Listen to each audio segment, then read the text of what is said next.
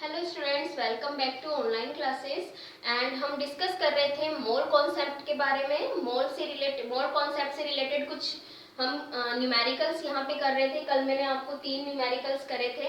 आज हम next example की बात करेंगे जिसमें हमें 250 ग्राम ऑफ अमोनिया को मोल्स में कन्वर्ट करना है। क्या करना है हमें? 250 ग्राम ऑफ अमोनिया को हमें मोल्स में कन्वर्ट करना है।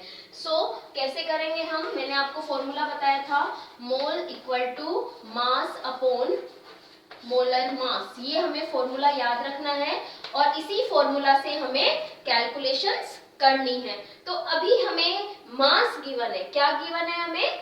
अमोनिया के ग्राम्स यानी कि मास, अमोनिया का मास हमें गिवन है और मोल्स हमें निकालने। तो मोल्स ऑफ अमोनिया, अमोनिया के जो मोल्स होंगे वो कितने हो जाएंगे? मास हमें गिवन है 250, ठीक है, अपॉन मोलर मास। अमोनिया का मोलर मास आप कैसे कैलकुलेट करोगे?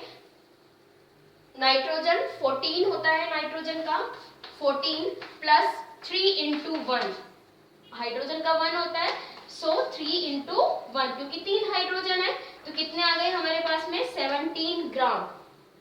कितने ग्राम आ गए? यानी अमोनिया का मोलर मास कितना आ गया? 17। तो हम यहाँ पर 17 पुट कर देंगे।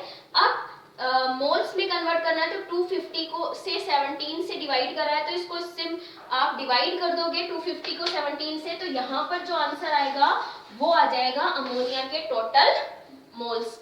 ठीक है, तो इस तरीके से हम ग्राम को मोल्स में कन्वर्ट कर सकते हैं। नेक्स्ट हमारा क्वेश्चन है, व्हाट इज मोल? मोल क्या है?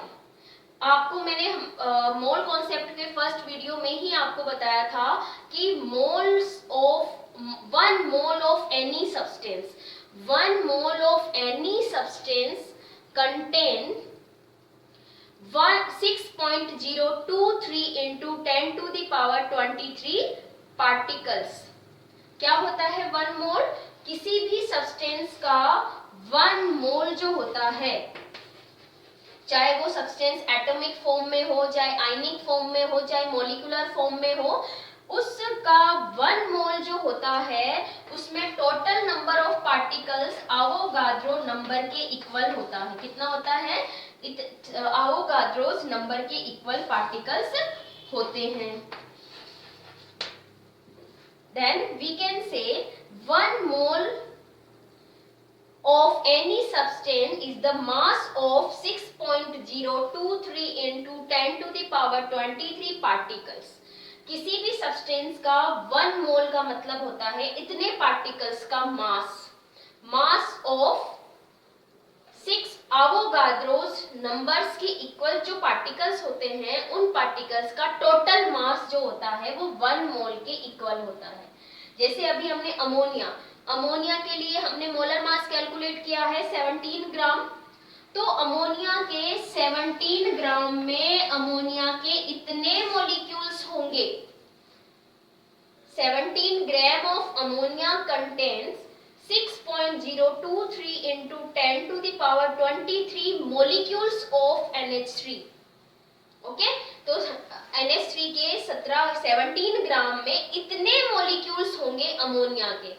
इसी तरीके से अगर हम और एग्जांपल्स लेते हैं तो मैंने आपको H2O का एग्जांपल बताया था, CO2 का एग्जांपल बताया था। मैं यहाँ पर एक एग्जांपल ले लेती हूँ, HCl, हाइड्रोक्लोरिक एसिड। तो हाइड्रोक्लोरिक एसिड का 1 मोल है। मान लीजिए अगर हम बात कर रहे हैं 1 mole of HCl, it means हम बात कर रहे हैं HCl के इतने मॉलिक्यूल्स के बारे में। कितने मॉलिक्यूल्स? आवोगाद्रोस नंबर के इक्वल HCl मॉलिक्यूल्स के बारे में। और इन मॉलिक्यूल्स का टोटल मास होता है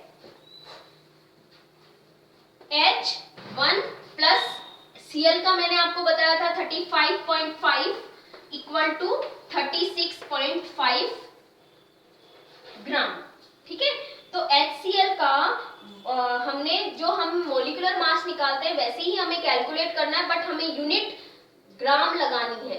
तो HCl के इतने ग्राम में, कितने ग्राम में? 36.5 ग्राम जो होता है वेट, उसको हम बोलते हैं 1 मोल ऑफ HCl।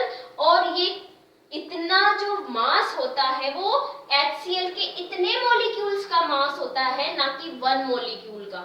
अगर 1 मॉलिक्यूल की बात करते हैं तो हम यहाँ पर यूनिट लगाते हैं म्यू, लेकिन जब हम यहाँ ग्राम लगा रहे हैं इट मीन्स हम बात करते हैं 1 मोल की, और 1 मोल में टोटल पार्टिकल्स होते हैं इतने, कितने होते हैं? एवोगाड्रोस नंबर के equal. So mole of any substance, 1 mole of any substance carries या contains 6.023 into 10 to the power 23 particles, and the total mass of